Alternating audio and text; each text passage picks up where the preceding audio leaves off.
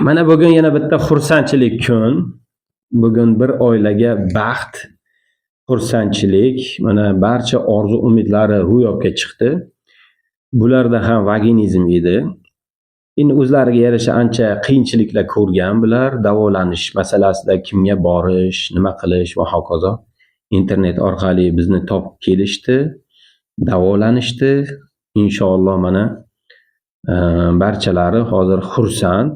Oilada o'zgacha bir kayfiyat ufurib turibdi. Mana kelinimiz hozir shu vaginizm kasalligidan qutulsa bo'lishi mumkin ekanligi haqida bir ikki og'iz gapiradilar. Bu kishiga biz gipnoz amaliyoti o'tkazdik. Ya'ni gipnoz bu oxirgi amaliyotimiz hisoblanadi. Oxirgi amaliyot gipnozni o'tkazdik.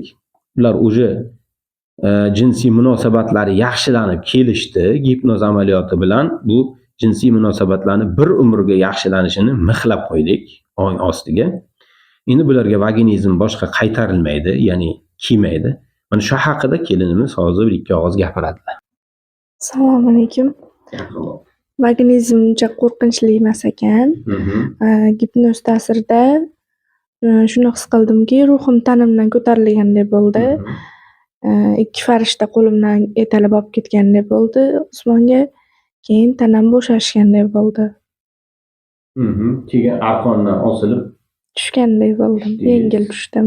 yerga yengil tushdingiz yoki qattiq tushdingiz? Yo'q, yengil tushdim. Yengil tushdingiz. Xo'p.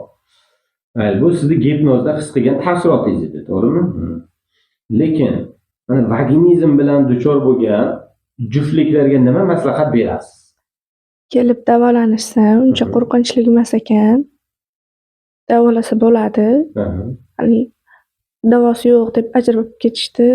Iloji yo'q endi. Davolasa bo'ladi. Qo'rqinchli narsalar yoki dorilar ham qo'rqinchli emas ekan.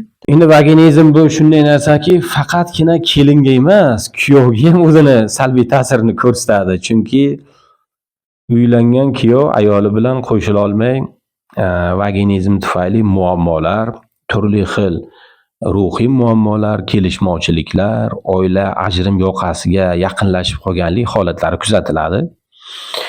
Endi mana kuyov ham bu kasallik haqida ikki og'iz o'zlarining fikrlarini bildiradilar. Vaginizm bilan duchor bo'lgan bemorlarga o'zlaridan kelib chiqib maslahatlarini ayamaydilar degan umiddaman. Avvalambor assalomu alaykum hammaga. Bu vaginizm kasalligi bilan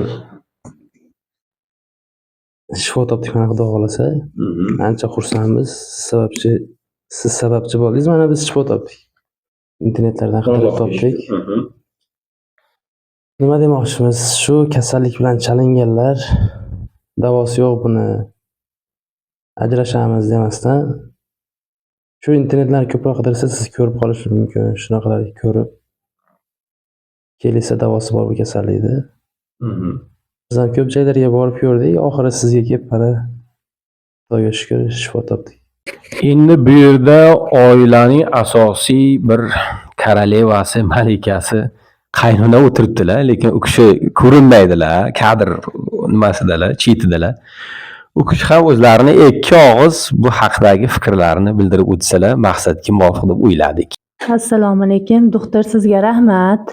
Mana bolalarimiz shuncha shu kasallik bilan qiynaldi. Ularni olib borgan joylarimiz qolmadi. Ginekologga ham olib bordik, mullalarga ham olib bordik.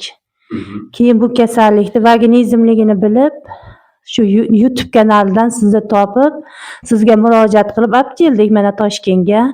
Mana bolalarim bir oyga qolmay yaxshi bo'lib ketdi. Rahmat sizga. Tanijoningiz sog' bo'lsin. Shu kasallik bilan bo'lgan insonlar qo'rqmay shu doktor sohibga kelib yaxshi bo'lib ketasizlar. Qo'rqmay kelaveringlar. Rahmat doktor sizga ham. Tanijoningiz sog' bo'lsin.